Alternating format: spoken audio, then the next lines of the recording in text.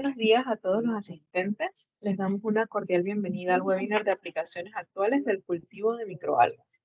En esta sesión nos acompañan el doctor Francisco Hacienda de la Universidad de Almería en España y el licenciado Leopoldo Manso del Centro de Producción e Investigaciones Agroindustriales CEPIA, quienes expondrán los temas nuevos desafíos en la producción de microalgas a nivel comercial y depuración de residual orgánico líquido mediante el consorcio alga-bacterias.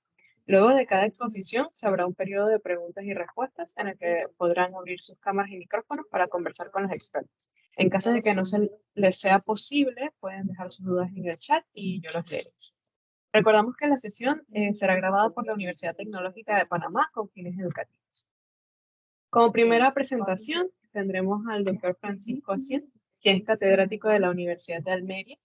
Su principal línea de investigación trata sobre el desarrollo de procesos basados en microalgas para la reducción del dióxido de carbono y el tratamiento de aguas residuales para la producción de productos agrícolas y alimentación humana.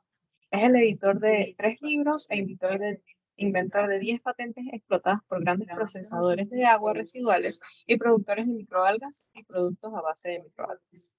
El profesor Hacienda es un investigador de gran reconocimiento, siendo director de la cátedra Cajamar en Bioeconomía, vicepresidente de la European Algae Biomass Association y miembro permanente del Comité Científico de la International Society for Applied Phycology y de la Sociedad Latinoamericana de Biotecnología Ambiental y Alga.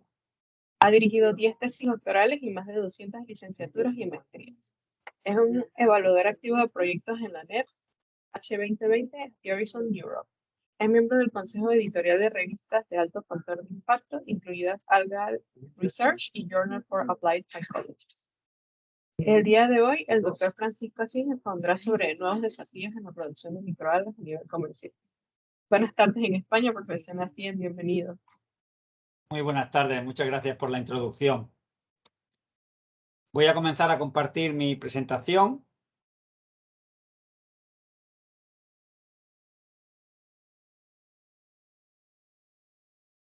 Si la pueden ver ya. Sí, se ve perfecto. Ahora creo que la ven correctamente, ¿de acuerdo? Muy bien, sí, pues nada, darle las gracias a la organización, especialmente al profesor Leopoldo Manso, que es el que me ha animado a participar en este webinar, a la Universidad Tecnológica de Panamá por esta iniciativa. Y bueno, el objetivo es un poco mostrarles las últimas actividades que se llevan en este campo, informarles sobre el interés que tiene esta línea de biotecnología de microalgas a nivel industrial y sobre todo las potencialidades, como dice en mi presentación, los nuevos desafíos que hay en este sector.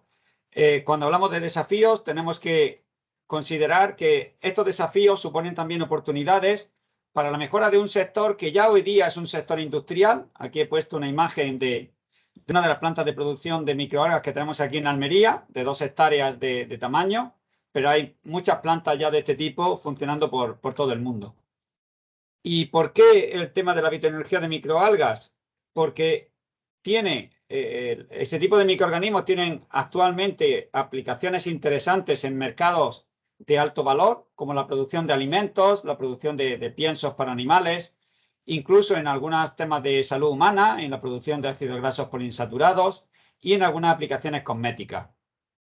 Aparte de estos campos en los que a día de hoy ya hay empresas en todo el mundo, en Europa, en América, en Asia, que están trabajando en estos sectores, nosotros como grupo de investigación consideramos que hay también unas aplicaciones emergentes en las que las microalgas pueden tener un importante papel en los próximos años.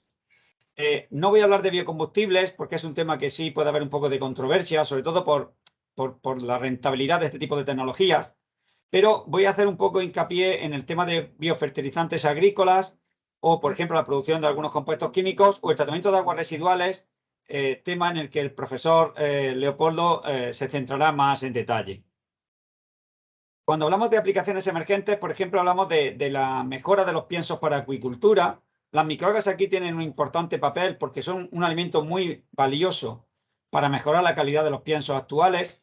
En este sector, las microalgas tendrían que competir con otras materias primas que actualmente se comercializan y, por tanto, los costes de producción de la biomasa pues está definida, tiene que andar en el rango de los 2 a 5 euros por kilo y capacidades de producción pues bastante altas, del orden de 100 toneladas.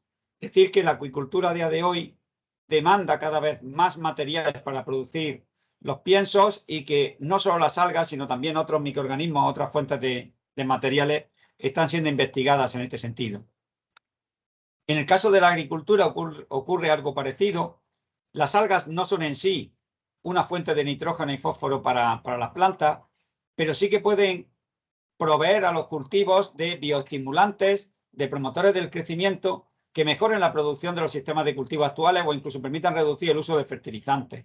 Igual que antes, las microalgas no son el único material que está siendo investigado en este ámbito, hay otro tipo de materiales que están siendo estudiados, pero sí que a día de hoy hay empresas comercializando productos derivados de algas en rangos del orden de las decenas o centenas de toneladas y a precios del orden de los 10 euros por kilo en base seca de biomasa. La última aplicación, que digo que en detalle la comentará más el profesor Leopoldo Manso, tiene que ver con el tratamiento de aguas residuales. Los sistemas actuales de tratamiento de aguas residuales, las plantas convencionales basadas en procesos aerobios, implican un gran consumo de energía y un gran consumo económico, un gran coste económico para depurar el agua residual y evitar que nos cause perjuicio tanto a las personas como al medio ambiente. Sin embargo, este tipo de sistemas se pueden convertir en sistemas basados en algas en los que no solo no gastemos esa energía, sino que estemos produciendo biomasa de alto valor y generando agua de buena calidad, consumiendo menos recursos. Cualquiera que sea la aplicación de la producción de algas, necesitamos una cierta tecnología para producir estas algas. Hay bastantes tecnologías ya desarrolladas en el mundo. Se pueden dividir en dos bloques: las tecnologías de reactores abiertos tipo Ratheway, que son canales de poca profundidad, aproximadamente 20 centímetros, en los que el agua se hace circular y en ese agua están suspendidas las algas que captan la energía del sol y llevan a cabo la fotosíntesis, produciendo biomasa, etc.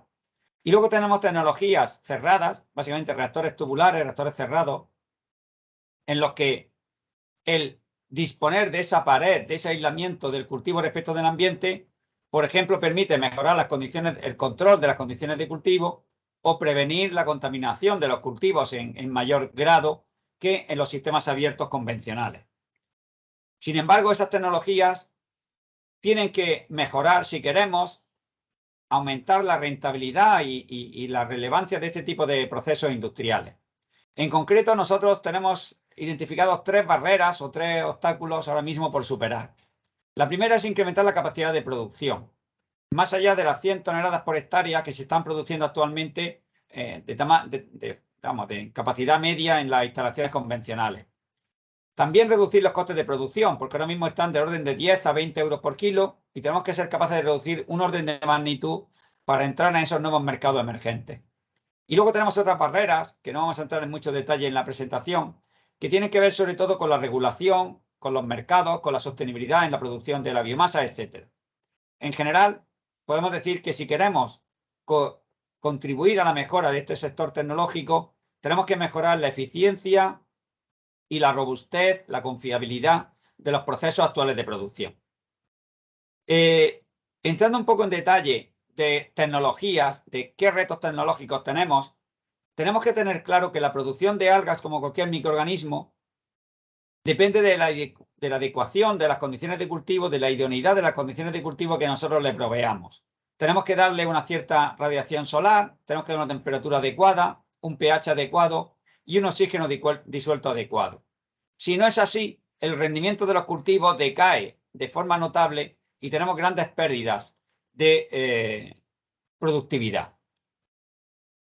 Bueno, pues cuando analizamos en los reactores cerrados, que son los reactores en los que tenemos un mayor control de las condiciones de cultivo, cómo son esas condiciones de cultivo dentro del reactor en cuanto a radiación solar, por ejemplo, disponibilidad de luz dentro de los tubos, temperatura, pH y oxígeno disuelto, lo que observamos es que la productividad que tenemos es solo un 30% de la productividad máxima que podríamos llegar a alcanzar. ¿Y a qué se debe esa desviación? ¿Por qué no estamos produciendo al nivel máximo? Porque el control de las variables, especialmente el oxígeno disuelto, la temperatura, incluso el pH, no es el adecuado. y tenemos que mejorar las estrategias de control. Si mejoramos las estrategias de control, seremos capaces de de mantener producciones de biomasa confiables, pero no estables en el tiempo. ¿Por qué? Pues porque las condiciones de radiación solar y temperatura a lo largo del año van a cambiar en cualquier lugar del planeta. Y hay lugares del planeta que son menos adecuados y otros más adecuados para la producción de biomasa. Quiero decir que si somos capaces de, dadas unas condiciones climáticas de radiación solar y temperatura, optimizar el diseño de nuestro reactor y controlar en el mismo las condiciones de cultivo, podremos ajustar la producción de biomasa justo a la cantidad de luz disponible que tengamos en el sistema. Pero eso nos hará subir prácticamente al doble la capacidad de producción de los sistemas actuales. Uno de los problemas que hemos identificado como más relevantes es el control de temperatura. Cuando hablamos de reactores tipo Raceway a gran escala, son grandes balsas de agua que están expuestas al cielo abierto, es muy difícil aportar sistemas de calor o sistemas de frío que controlen o que regulen la temperatura de esos cultivos. Pero podemos pensar en estrategias indirectas. Una de ellas, por ejemplo, es cosechar el cultivo o añadirle agua al cultivo en ciertas horas del día, de manera que modifiquemos la altura del reactor. Si modificamos la altura del reactor, podemos conseguir mejoras en la temperatura global del cultivo y hemos demostrado que se puede subir hasta un 10% la productividad de la biomasa. Una mejora mucho más notable sería implementar sistemas de control de temperatura basados en geotermia, basados en usar el suelo como inercia térmica del sistema, de manera que si estos son los perfiles de temperatura que tienen lugar en las distintas épocas del año, podemos ajustar esos perfiles a un rango muy estrecho que esté justo en el rango de temperatura óptima de nuestra célula, con lo cual demostramos que podemos aumentar la productividad hasta un 30%. Otro de los factores relevantes es ser capaces de sacar del sistema todo el oxígeno que las algas producen. Las algas, cuando se mantienen en buenas condiciones, producen cantidades enormes de oxígeno, que a su vez llegan a ser inhibitorias para la propia fotosíntesis. Nosotros hemos demostrado que reduciendo el nivel de oxígeno disuelto prácticamente de 30 miligramos litro a solo 20-25 miligramos litro, aumentamos la producción de biomasa en más de un 50%. Con lo cual hay que diseñar sistemas adecuados de remoción de este oxígeno disuelto. Para ello hay que optimizar lo que nosotros llamamos el foso, la zona del reactor en la que proveemos aire para eliminar del cultivo ese exceso de oxígeno en el sistema. Recientemente hemos publicado un trabajo en el que comprobamos cómo calibrando y cómo ajustando la cantidad de aire que aportamos en ese foso, somos capaces de mantener oxígeno disuelto en valores muy estables a lo largo de todo el año y, por tanto, maximizar la producción de biomasa. Otro de los factores importantes en el diseño de los reactores es la fluidodinámica dentro del cultivo. Los reactores Raceway tienen una configuración bastante sencilla, pero si no se diseñan de forma adecuada, aparecen muchas zonas muertas que al final lo que producen es decantación del cultivo, posibilidad de mayores contaminaciones, etc. En los últimos años hay muchos grupos que están utilizando la dinámica computacional de fluidos como una herramienta para simular y optimizar el diseño de este tipo de reactores.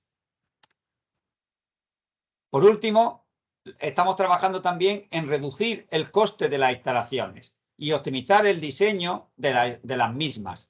En esta imagen mostramos, por ejemplo, una tecnología que hemos desarrollado recientemente en la que los reactores Raceway no necesitan construirse con grandes obras civiles, con hormigón y con grandes estructuras, con grandes movimientos de tierra. Simplemente en cualquier terreno que sea plano, lo que hacemos es usar una geomembrana flexible y un sistema de estructuras móviles que permiten formar el contorno, de manera que el coste del reactor se reduce en gran medida.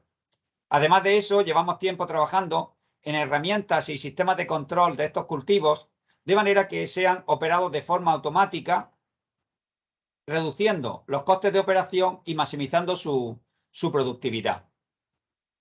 De esta forma, hemos llegado a acoplar incluso estos sistemas con el tratamiento de aguas residuales. Repito que el profesor Leopoldo Manso hablará más en detalle, pero hemos demostrado que en reactores a pequeña escala piloto de unos 100 metros cuadrados, ahora mismo estamos depurando el agua residual de la Universidad de Almería y demostramos cómo evidentemente tenemos una influencia de la capacidad de eliminación de nitrógeno y fósforo o la producción de biomasa a lo largo del año, porque las condiciones climáticas cambian, pero en global tenemos una buena capacidad de producción de biomasa y una buena capacidad de tratamiento de agua de hasta 400 metros cúbicos por hectárea y día.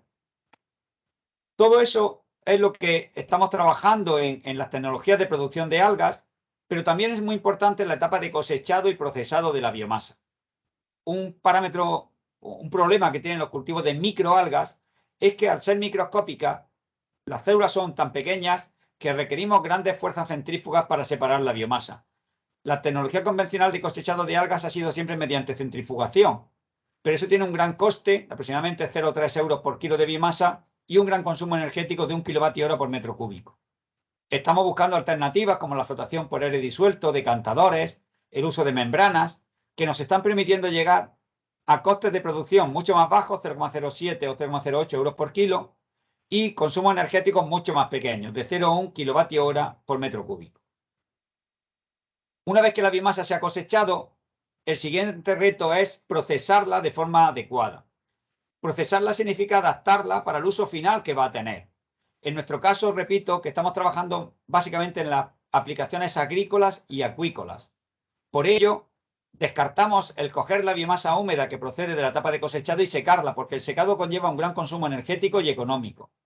Tampoco queremos utilizar la biomasa directamente como un fertilizante de suelo, porque ahí no se saca toda la potencialidad que tiene. De manera que lo que hemos propuesto es hacer una rotura celular de la biomasa seguida de un tratamiento enzimático que nos permite obtener bioestimulantes. Hay algunos otros procedimientos que nos han permitido también llegar a la producción de biopesticidas o incluso de aditivos para piensos. La última tarea importante es ser capaces de demostrar estas tecnologías a gran escala. En nuestras instalaciones de la Universidad de Almería hemos puesto a punto unas instalaciones piloto, que son las que se muestran aquí en la imagen.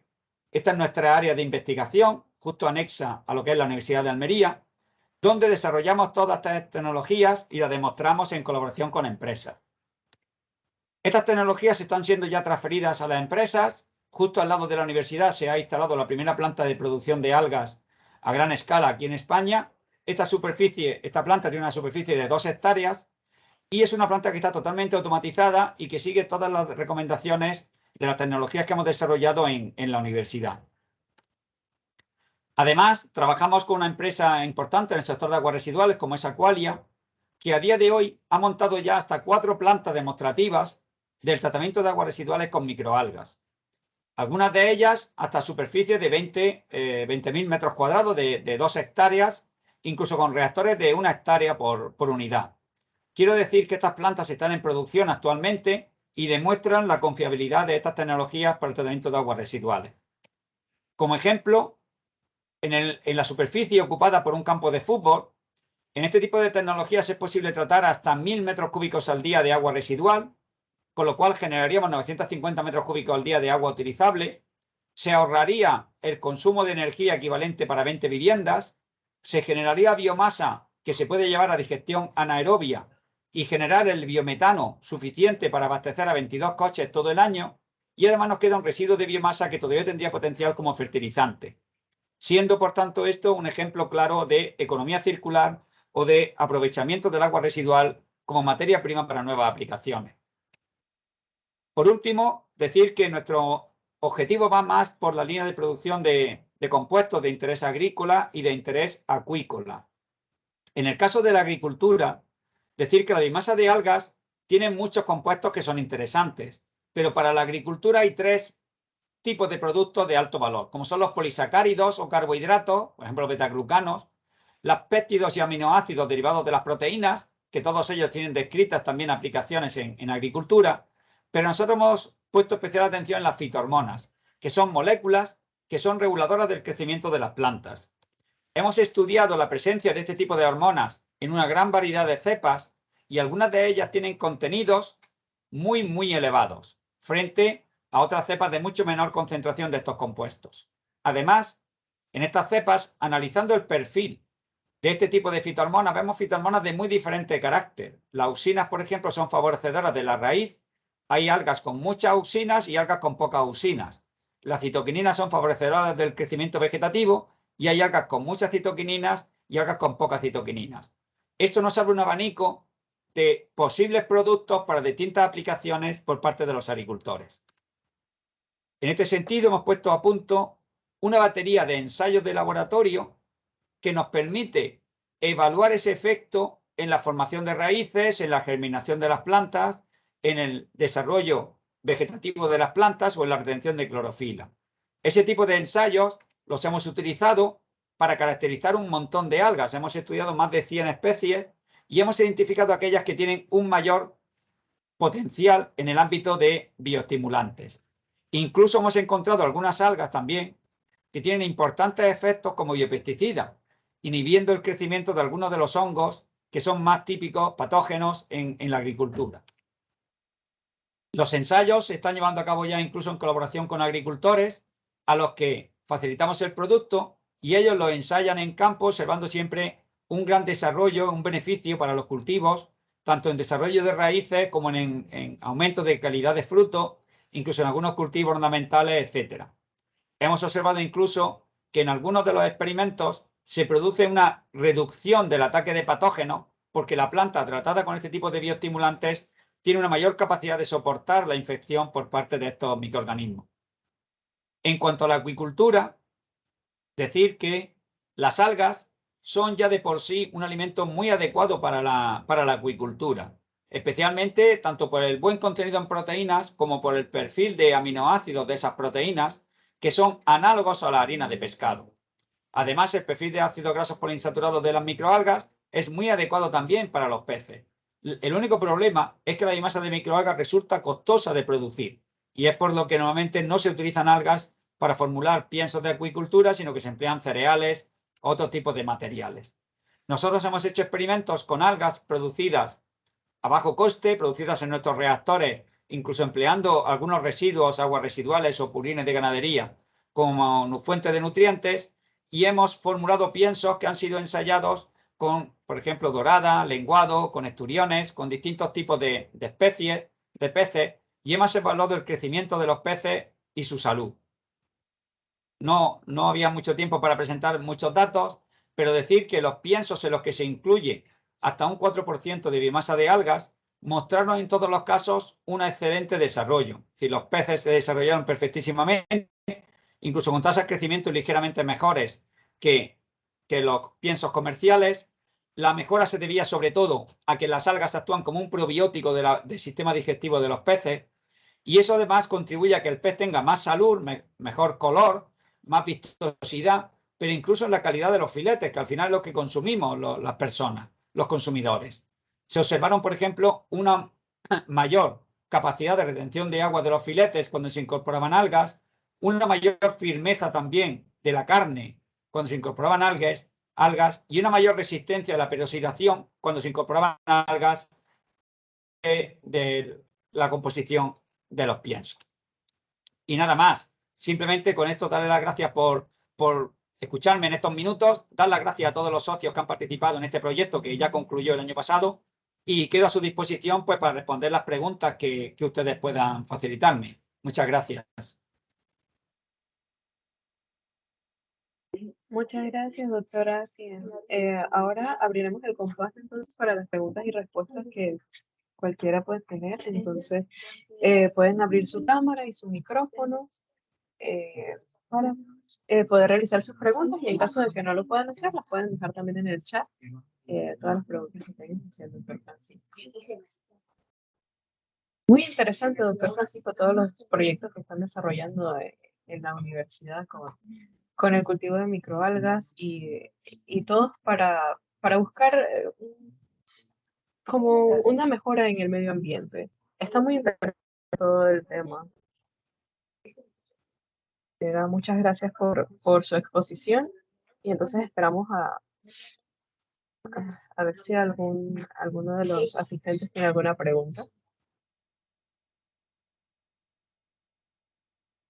Bueno, quiero señalar una cuestión. Es evidente que todos los procesos que desarrollamos hoy día en las universidades o en los centros de investigación o que desarrollan las empresas tienen que ser sostenibles ambientalmente, pero sobre todo tienen que ser sostenibles económicamente. Es decir, de nada nos sirve desarrollar tecnologías muy sostenibles si al final no dan productos de valor o productos de interés para la sociedad. Yo creo que la mayor ventaja de los procesos que estamos desarrollando es que estamos ofreciendo productos de interés para la agricultura y la acuicultura más sostenibles que otras alternativas que existen ahora mismo en el mercado. Y eso al final tiene su relevancia económica y ambiental. Totalmente de acuerdo, doctor. Tenemos dos preguntas. Tenemos una en el chat. Dice Jacqueline Mitre. Un saludo. En cuanto a los peces, ¿se le realizaron parámetros físico-químicos comparativos con peces normales?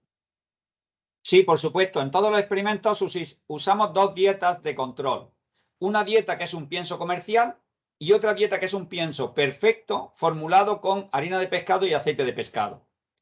El resto de piensos se formula con el pienso control, quiero decir, el de baja calidad, por decirlo así, es un pienso comercial, lleva también cereales y otras materias primas reemplazando la harina de pescado y los aceites de pescado que son muy costosos. Entonces lo que hacemos nosotros es al pienso comercial que tiene que tiene cereales y tiene otros materiales, le añadimos un poco de alga para mejorar su calidad. Lo que observamos nosotros es que en el crecimiento completo del pez convertíamos el pienso comercial, que era de baja calidad, al añadirle un poquito de alga, daba el mismo resultado que un pienso de alta calidad formulado solo con harina de pescado y aceite de pescado. Y todo eso se evaluaba haciéndole todos los parámetros de crecimiento del pez, los factores de conversión de nutrientes, todos los parámetros que utilizan normalmente en el campo de la acuicultura y además toda la composición de los peces, contenido en proteína, de lípidos, antioxidantes, etcétera. Y todos esos resultados son los que nos dieron una mayor calidad de los filetes de pescado.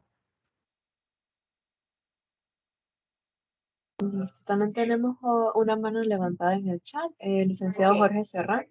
Licenciado, si puede abrir su cámara y su micrófono, por favor.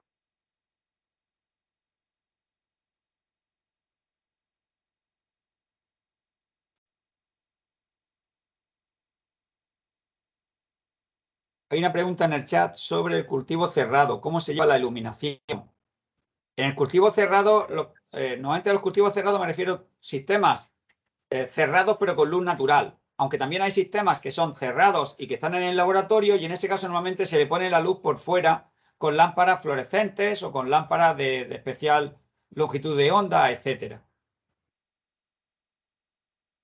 ¿Sí? ¿Alguien quería hablar en línea? Ok, listo. Parece que la última pregunta del chat era el licenciado que se lo va a conectar aquí. Muy bien. No sé si hay alguna otra pregunta. Sí, el licenciado Jorge tiene la mano levantada nuevamente. Sí, saludos. ¿Me escuchan? Sí.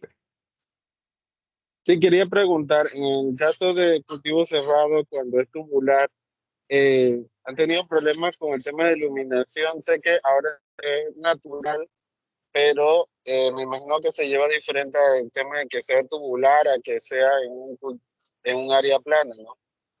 ¿Cómo regulan que todo esté expuesto a la misma cantidad de luz o de iluminación para mejor crecimiento? El reactor tubular está compuesto de un montón de tubos y el agua está circulando continuamente por todos esos tubos, con lo cual digamos que el alga se está siendo expuesta a todas las irradiancias que puede haber dentro del reactor. Es cierto que dentro del reactor hay diferentes zonas, unas tienen más luz, otras menos, pero al final lo que se intenta es que sea lo más homogénea posible. Por eso el diseño del reactor tubular tiene que tener un diámetro optimizado, una distribución de los tubos que también sea optimizada y habrás visto en las fotos que los reactores no están uno pegado al otro, siempre hay una cierta distancia entre los tubos. La idea es siempre homogeneizar la distribución de luz en la superficie de los tubos. Andrea Polo, ¿quiere intervenir? Hola, buenos días. Le habla Andrea Pola de Panamá, del Grupo Biomi. Bueno, estoy acá presente por la profesora Arianda que me comentó de esta reunión y mi pregunta, bueno, es la siguiente. Nosotros estamos desarrollando una investigación que tiene que ver con fitohormonas en microalgas. Entonces, quería saber qué especies son las que en su estudio demostraron una mayor cantidad de fitohormonas disponibles. Bueno, algunas de las especies son medio secretas porque son trabajos con las compañías, etcétera. No te puedo decir muchos detalles, pero sí te digo una cosa. Normalmente las especies que tienen mayor velocidad de crecimiento son las especies que producen más fitohormonas. porque eso es parte de su proceso metabólico. Entonces, además son las especies más productivas, con lo cual, buscando cepas que crezcan rápido, seguro que vas a encontrar especies con buenos contenidos en fitohormonas. Y son válidas tanto las microalgas de agua dulce o de agua salada como las cianobacterias.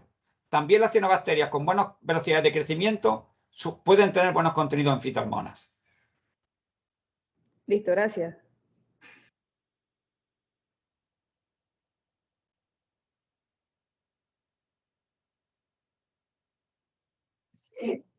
Bueno, parece que por ahora no hay más preguntas. Agradecemos al doctor Francisco por compartir tan excelente información.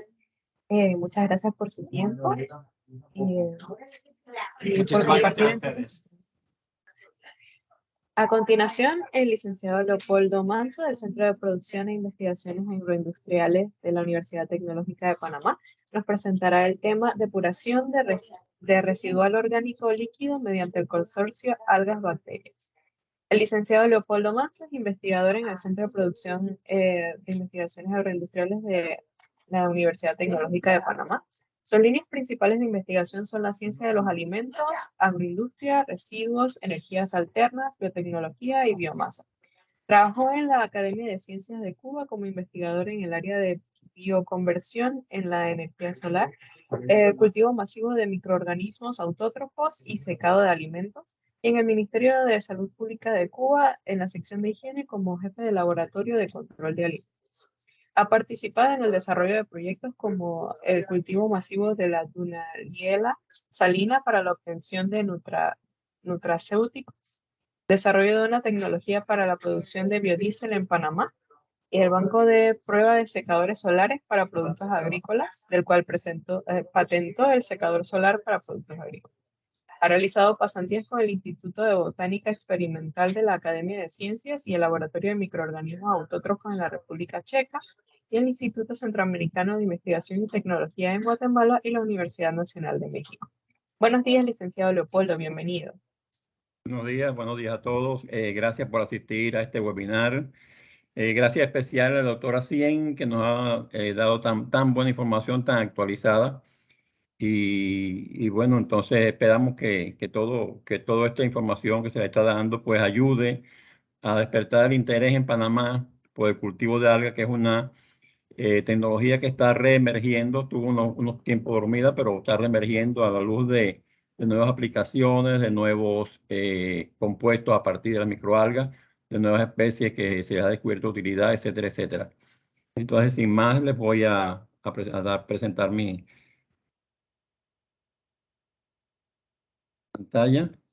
A ver si hago bien esto.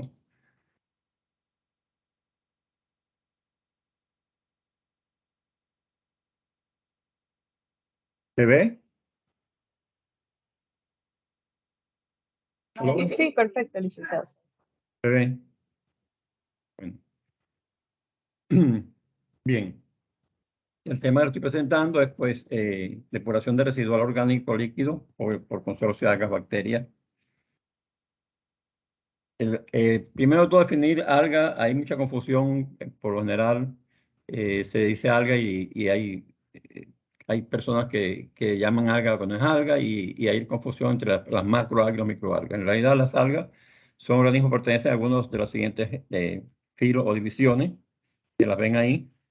Las marcadas en rojo son las más utilizadas en cultivo masivo y hay macroalgas. El cultivo de macroalgas entra en el campo de la maricultura, mientras el cultivo de las microalgas ya entra en el campo de la biotecnología industrial. Para el cultivo de microalgas son necesarios 3 factores. Primero, el agua, por supuesto, donde está suspendida el alga, nutrientes inorgánicos, luz y dióxido de carbono, como toda planta. Los primeros cultivos masivos de algas, de microalgas, se desarrollaron desde la década de los 50 en el MIT. En los 80 se desarrollaron programas de Estado en los Estados Unidos, la antigua Unión Soviética, Checoslovaquia, Alemania, Israel, Australia, Brasil, Perú y Cuba. Quiero apuntar aquí que cuando yo hice las estancias en la República Checa, en ese momento España no aparecía en el horizonte por lo menos hasta donde tenía información de las microalgas. Es increíble el desarrollo que tiene en España, el desarrollo que han logrado, los avances que han obtenido, lo cual sitúa a España entre los países de punta en esa tecnología ahora mismo. Así que por eso es que hemos tenido la grata compañía de Doctora Cien y compartir toda su actividad y la actividad de su universidad, la Universidad de Almería, en estos momentos. Esto era en Trebon, en República Checa. Ya había cultivos de algas en capa delgada, que era una de las tecnologías. Estaba la tecnología de Dortmund también. Pero a la hora, el interés principal en aquella época, en todos los programas estos de Estado, era para la producción de alimento proteico, animal y humano.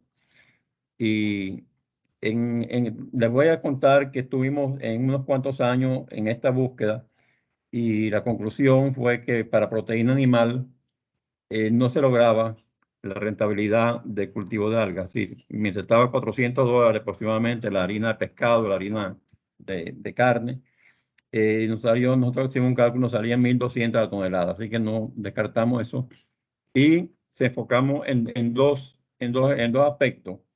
Uno era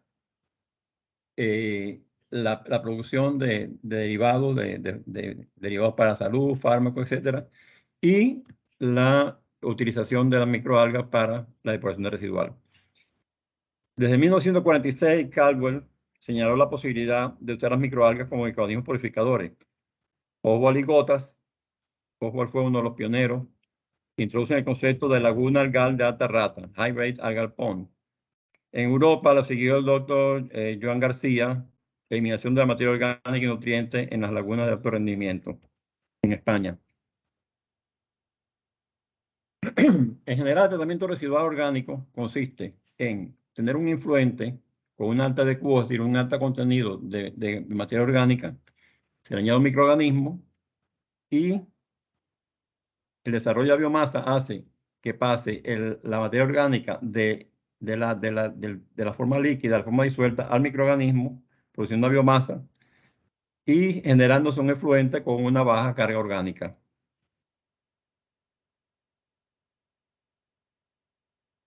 Este tipo de tratamiento usa menos energía que los cultivos aerobios aereados, como les dijo el doctor Acien, porque en los cultivos aerobios, para lograr una gran cantidad de oxígeno disuelto, es necesario una oxigenación alta con un gran consumo de energía. Por otro lado, los cultivos anaerobios, así sí es cierto que usan menos área, sale un residual con un alto contenido de nitrógeno y fósforo, si no son capaces de remover el nitrógeno y el fósforo como los cultivos aerobios. En el caso de la coexistencia de algas y bacterias, la transferencia de gases se hace, como yo lo llamo, boca a boca. Es decir, las algas y los microorganismos, las bacterias, están íntimamente relacionados, de manera que tenemos un doble beneficio. Uno, el alga da oxígeno a las bacterias, lo cual hace que su crecimiento sea más rápido.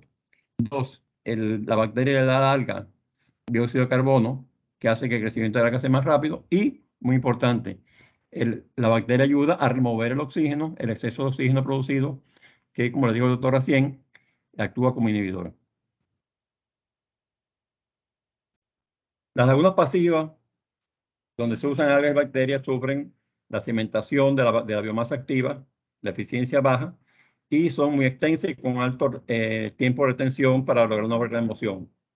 Y como no tiene agitación, hay un constante deposición del lodo, lo cual obliga a cada cierto tiempo detener la laguna y limpiarla y hacer la limpieza de la laguna.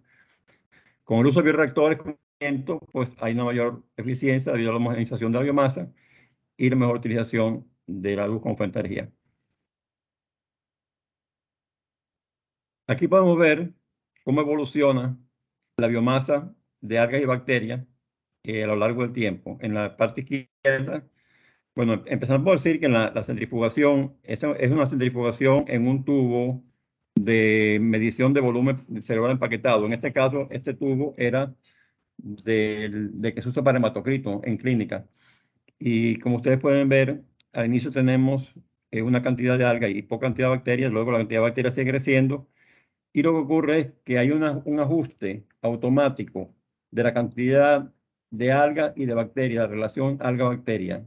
Pero este ajuste solo ocurre si hay un adecuado suministro de residual.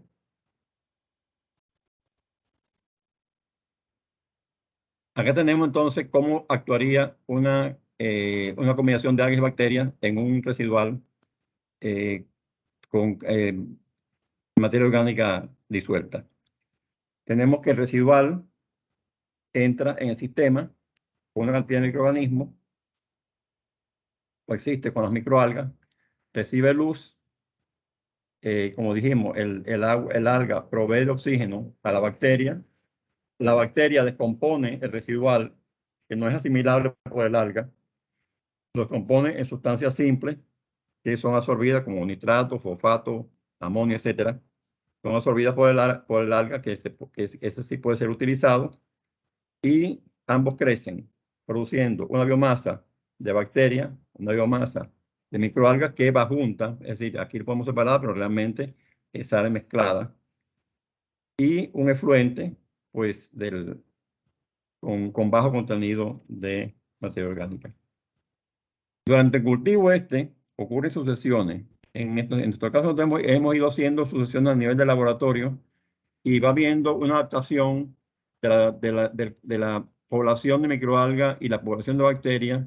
Cuando se hacen crecimientos sucesivos, pues van sobreviviendo las especies de algas y bacterias que coexisten mejor.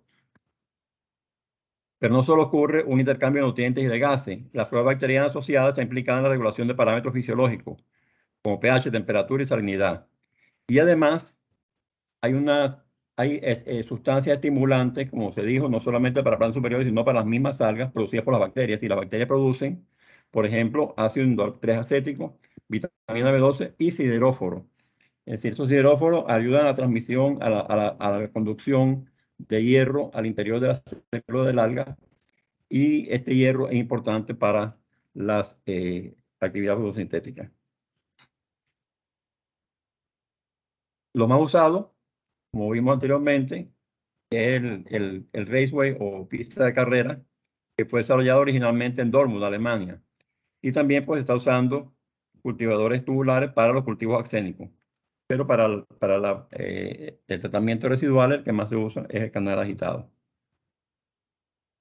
La productividad está determinada por el área de iluminación, no por el volumen. Muchos autores creen que aumentando el volumen del tanque, pues se logra una mayor productividad, pero realmente la mayor limitación es termodinámicamente por la cantidad de energía que incide en el área. Si tenemos un volumen excesivamente alto, entonces el rendimiento volumétrico va a ser menor porque va a ser necesario el manejo de mayor cantidad de volumen para la misma cantidad de biomasa, lo cual encarece el proceso. Tendiendo a minimizar el volumen, se desarrollaron superficies. Por ejemplo, esta superficie se desarrolló en la Academia de Ciencia Checa, usada en 2 metros cuadrados en Cuba, en el Centro de Investigación de Energía Solar. Después se pasó a 1000 metros, después se pasó a 3500 metros para depurar un residual de cerdo, y se depuró con mucha eficiencia. Se obtuvieron productividades de 30 gramos por metro cuadrado y se obtuvo una cepa termoresistente en el oblicuo que actualmente reside en la colección de cultivos de organismos autotróficos en la Academia de Ciencias Checa. La centrífuga se extraía con centrífuga de Tobera y se secaba con energía solar. Y como les dije, se probó en un cultivo, en una granja de cerdo, con un residual sedimentado y fluido, y se tuvieron buenas. Pero como les dije, se hizo un estimado de la eficiencia económica y no resultó apropiado para producción de proteína animal. El cultivo mixto requiere de un ajuste constante de las condiciones de cultivo para mantener una proporción adecuada de algas de autótrofo y heterótrofo. El adecuado suministro de materia orgánica se mantiene una mejor proporción, dado que si se sobrecarga materia orgánica, hay una sobrepoblación de bacterias, lo cual aumenta la turbidez, disminuye el pH y da lugar a la proliferación de cianobacterias filamentosas. Mientras que si hay un déficit de suministro de materia orgánica, la productividad disminuye y hay una subutilización de instalación y un aumento del pH. Y por tanto disminuye el inóculo de bacterias. Entonces, volviendo atrás, nuestro sistema simplificado sería este. Un influente con una DQ alta, un inóculo de algas y bacterias, obtenemos una biomasa mixta, separación y secado, perdón, y un efluente con una DQ baja. ¿Qué hacer con la biomasa separada? Bueno, ya anteriormente el doctor Acien habló abundantemente sobre esto, porque el fertirriego no solamente aporta materia orgánica, nitrógeno, fósforo y otros nutrientes, sino que proporciona hormona de crecimiento, polisacáridos, antimicóticos y otros metabolitos. Producción de biocombustible.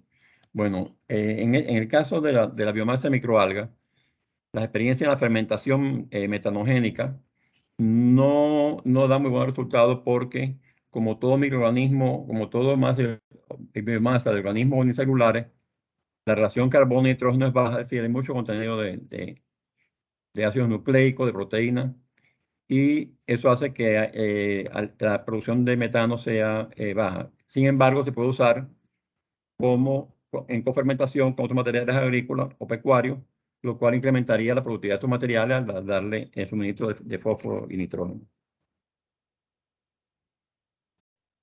Les comparto la bibliografía, puesto que esto va a estar en la red, va a estar en el sitio de la Universidad Tecnológica de Panamá, en la cuenta YouTube, y ahí la pueden consultar.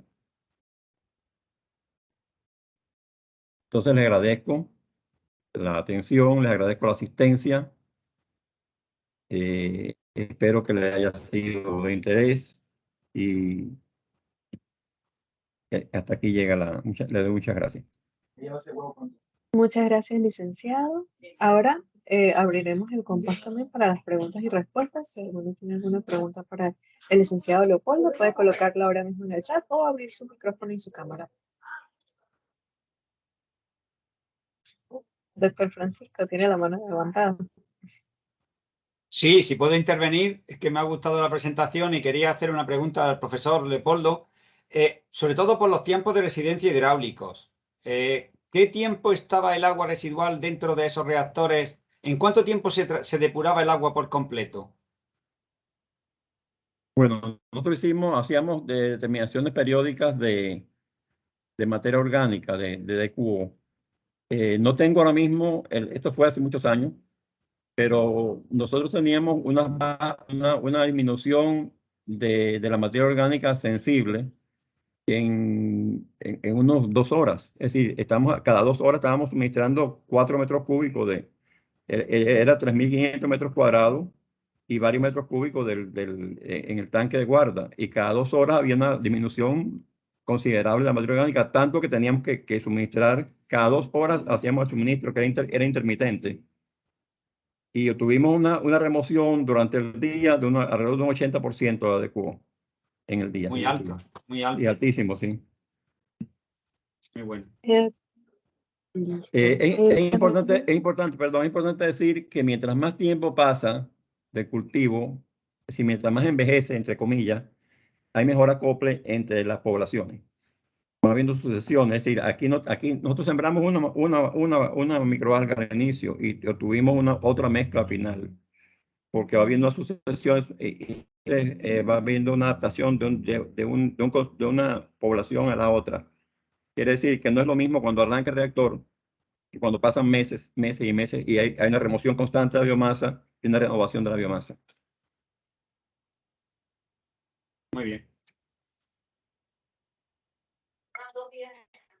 Tenemos otra pregunta en el chat, licenciado. Es la licenciada Jacqueline. Dice, ¿en Panamá actualmente se han desarrollado proyectos semejantes? No, en cultivos residuales estamos empezando ahora porque el proyecto que tuvimos fue de Unariela Salina, que es con un objetivo de producir productos para la salud. Pero en residuales no hemos trabajado todavía. Hay lagunas, es decir, aquí en Panamá hay lagunas, y hemos visto varias lagunas de oxidación que no siempre trabajan bien.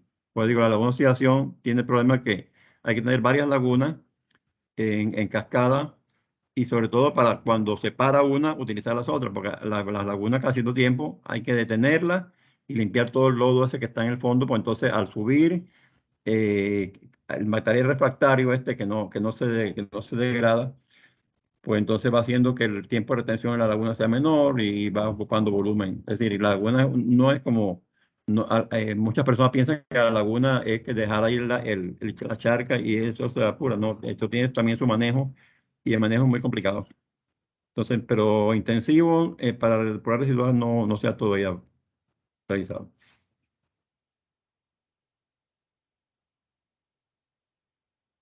Ok, perfecto. No sé si hay- Esperamos que con esto algunos colegas se entusiasmen y hagan experiencia en esto, y siempre contarán con nuestro apoyo para su experiencia.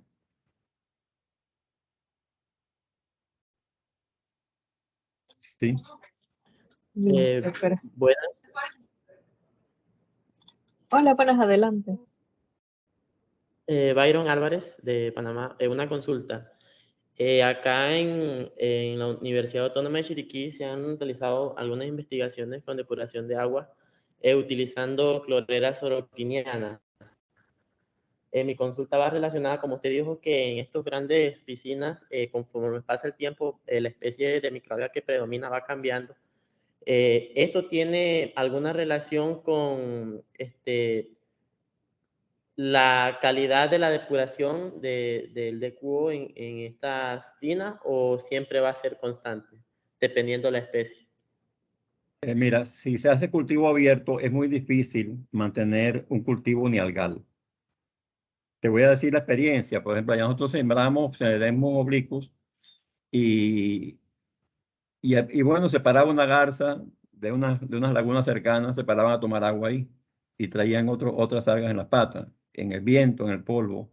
Es decir, por eso digo que hay que vivir con que hay que esperar un consorcio de dos poblaciones mixtas, y lo importante no es que alga sea, sino que las bacterias y las algas que coexisten y lleguen a un acople, porque incluso ahí se ha comprobado que hay a veces inhibiciones mutuas de algunas especies con otras. Entonces es muy difícil, tú no puedes cultivar, a no ser que sea un control muy estricto de las condiciones de cultivo y de la capacidad del alga. No se puede, tú siembras clorella soroquiniana abierta, y al cabo, te aseguro que al cabo del mes que estás sacando biomasa ahí, tiene como 10 especies más. En el caso nosotros de Unariela salina, en el caso de Unariela es un caso especial, porque Unariela crece en condiciones extremas de alta salinidad y alto pH, que otras algas no pueden combatir, y casi ni bacterias. Pero eso sería uno de los casos extremos en que tú puedes hacer un cultivo unialgal en cultivador abierto, pero es muy difícil mantener una sola especie.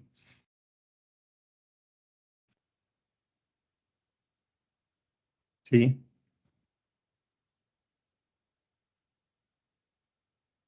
Ok, muchas gracias.